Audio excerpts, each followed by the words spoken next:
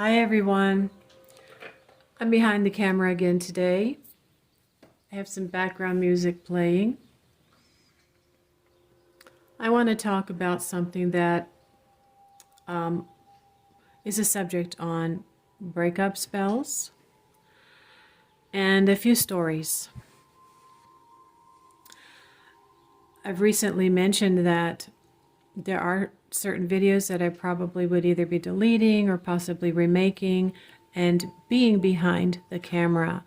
I just think that that's a good idea. There's quite a few people that do not get in front of the camera to talk about or demonstrate these types of things because they're still working out in the mainstream in mundane jobs, and there's just a lot that is on YouTube that you're exposing yourself to. It's not magic tube, you know. So what I'm going to talk about today is specifically breakup spells. Now this has come to my mind because I recently watched a live stream from a female practitioner who I'm coming to realize is very knowledgeable for her relatively young age. I have been remembering a lot since I returned to this path as an adult in 2000, but primarily as an oracle or a diviner or a seeker or a seer. I did do spells, but primarily to assist with our life in, sustaining our life and getting some things and some needs met. And also trying to understand the spirit realm in a way that I never had before. So it became very clear to me that thoughts were things, and we are all capable of harboring an ill thought towards another human being. So, that would get into the realm of protection, but this live stream that I was watching her subject was about how breakup spells can be very similar to a curse, the effects that they can have. And she had in her description, opening, welcoming any stories. So I remembered my very first spell that I did for someone who asked me to please help her. Okay, now this was someone that I knew. I'd known her for over a year. And she knew that I was a medium and that I was practicing spells. Her sister was a minor, and her parents were absolutely sick with worry. She had gotten involved with a 20-year-old guy who was dealing drugs. So I told her, we just don't have any extra money, right? Everything I was making at that time was going towards bills. And so she said, yeah. I said, okay, I just need some supplies, right? I need a candle, I need some string, maybe I need some chili powder. I don't even remember what it was. I think I probably had to look in a book. But I knew that I should work on Saturday. So I had already learned and remembered enough to know that if I'm going to cast a spell for binding or banishing or breakup, I needed to do it on a Saturday. So I did my work on a Saturday, and I put 2 candles together. I think I put oil and I think I also put some herbs, and I made some statements, right? And I think I wrote down on a little petition, and I had my, pentagram of Venus there, and my pentagram of Venus hanging up on the wall. And I let the candle burn down all the way. Well, what happened, and I wrote this when I commented on the live stream, that I did a breakup spell for a friend, and this young couple tripped themselves up by switching cars one day when the minor had taken a car out, and he got arrested for driving the minor girlfriend's parents' car, because when the sister found out she wasn't responding or she wasn't driving her car, I don't know how they found out, they reported the car stolen immediately. So I wrote that. I said she ended up going back to him. And she said, that is how breakup spells can sort of act like a curse, in the sense that they can bring out some latent behavior, right? If these people are already doing things that are not right, they're not rational, they could act even more irrational. And that is what happened. And again, I had a dream about a day or so after that about what I saw, which to me was confusing. There was like a jail and a window and a bookkeeper. And she said, well, his father bailed him out. Oh my gosh. So that was somewhat successful. Unfortunately, these two people were bound by their addictions. And even though she was a minor, there was really nothing the parents could do about it. I guess it was a process that she had to go through. And maybe I was not meant to know how to do anything else to break it, to stop it. She did talk about the ramifications of having this type of work possibly affect you. Now, there are practitioners who say you really should have a team of spiritual protection built up around you. You should be very practiced, very studied, been doing your work for several years or longer, and have a level of maturity and wisdom to know that what you're doing is right. And to me, it was protection. This guy, over 18, had no business messing around with a 17-year-old, even if she wanted to do it, right? So I was trying to put up the wall and, break it up. It was temporary.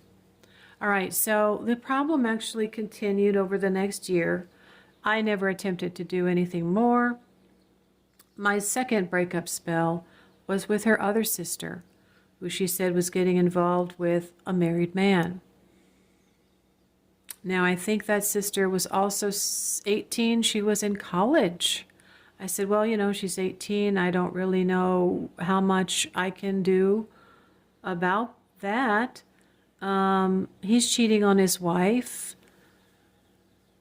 I really did not know that much about what to do. I want to point out that none of these couples were married. The other sister was getting involved with a man who was married. So, I did a breakup spell again for her. And by the way, I didn't charge. I just took money for supplies. And I don't know that very much really happened. I think she continued, or maybe the wife found out. I think somehow it dissolved. She realized that, nothing was going to come of it.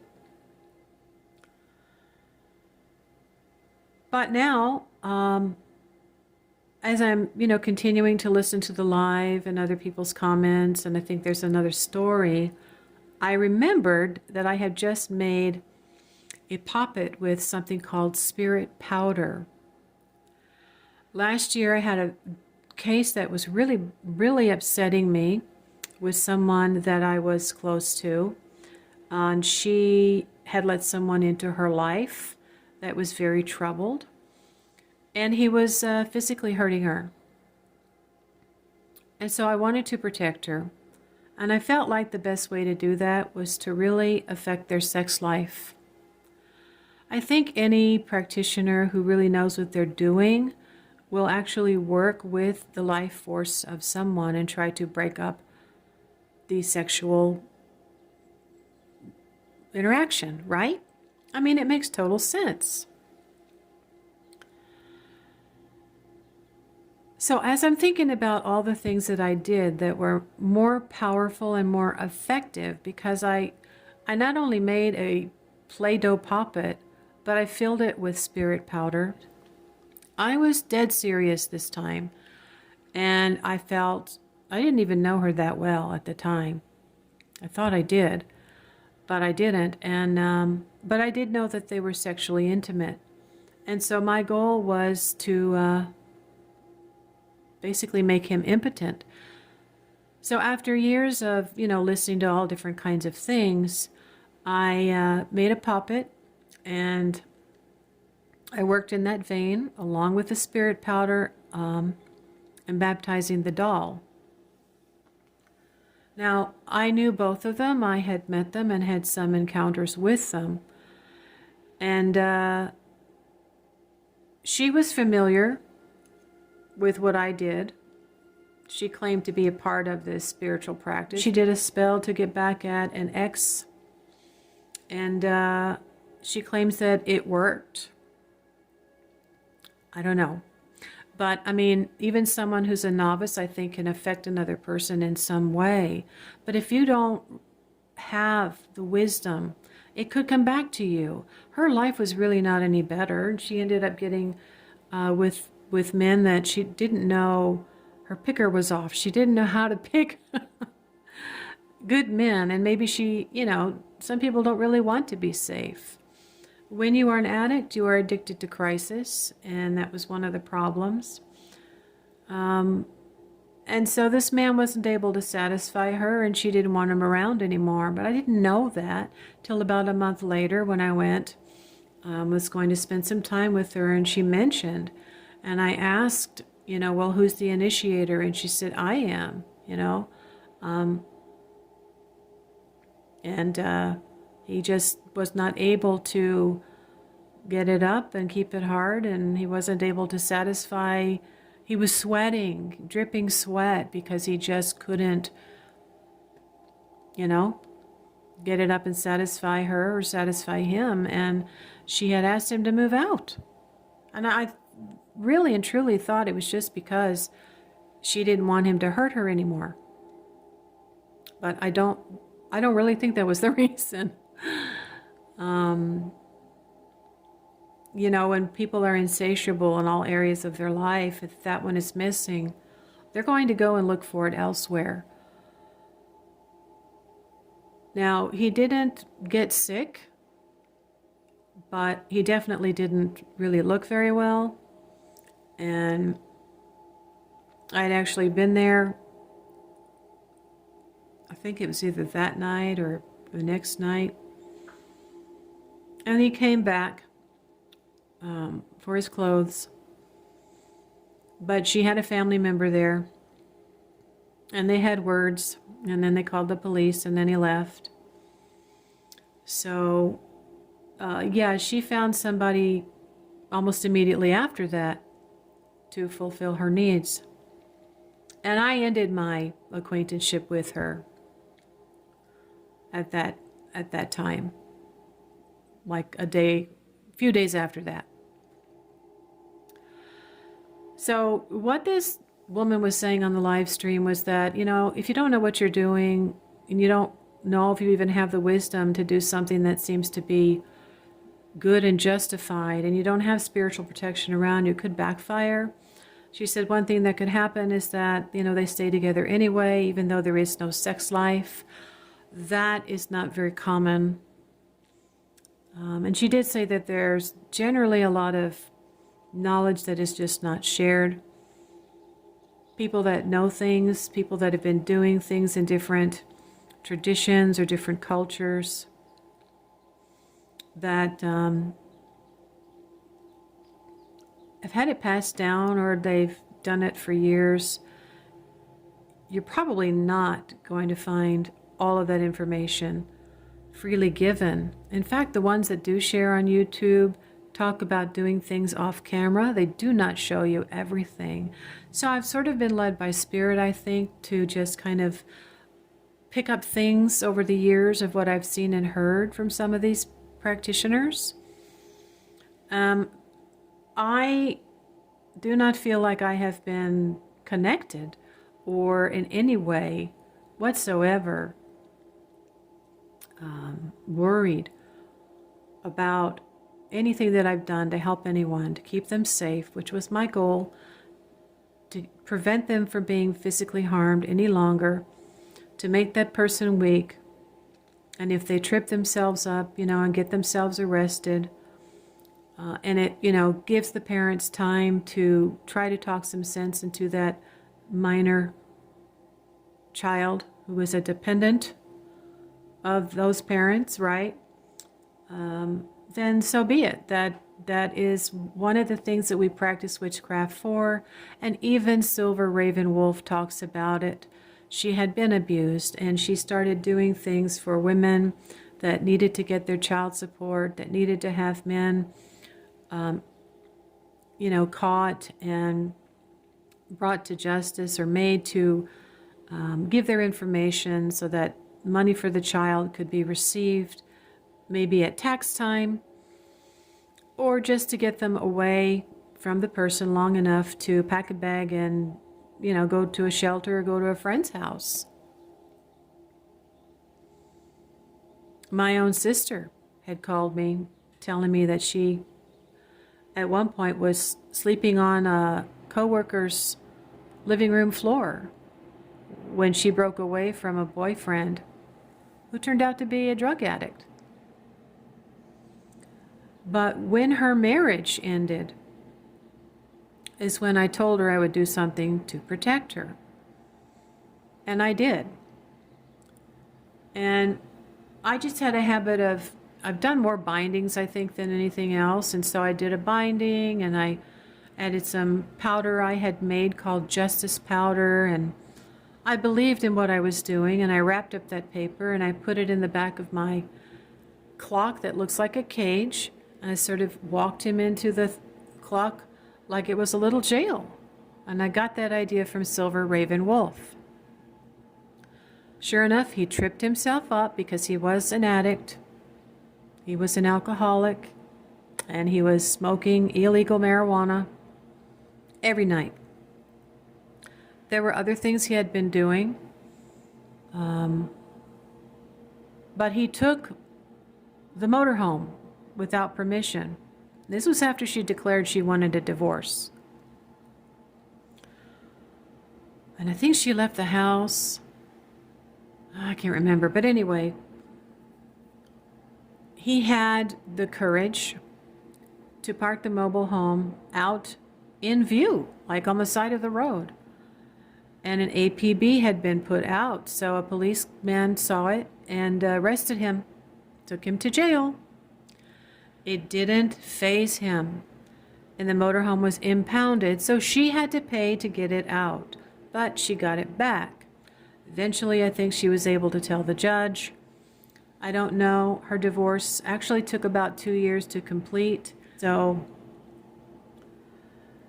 yeah, these are not things that I regret doing at all. And I think if your intention is to protect someone and not just get caught up in somebody's drama because you're empathetic and try to hurt someone, that was never my intention. Then chances are it's just going to make someone who's already irrational act even more irrational. But that's my story, and I'm sticking to it. So